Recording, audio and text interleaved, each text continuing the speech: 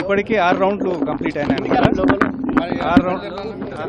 6 రౌండ్స్లో సుమారు 1,20,000 ఓట్ల ఆధిక్యతతో INC Congress party కొనసాగుతుందన్నమాట. మంచి మెజారిటీ, భారీ మెజారిటీతో బయటపడతామని నేను చెప్తున్నాను.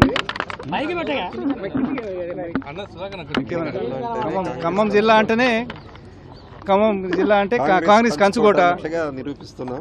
ప్రజలు కూడా మొన్ననే 140 రోజుల కిందనే కాంగ్రెస్ని గెలిపించాదనమాట. ప్రతి స్థానంలో గెలిచిందనమాట.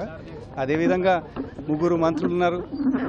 అటు ఉప ముఖ్యమంత్రి భట్టి గారు, తర్వాత తుమ్మల గారు, సీనన్న గారు, అదేవిధంగా రేణుకా చౌదరమ్మ గారు కూడా ఉన్నారు రాజ్యసభలో.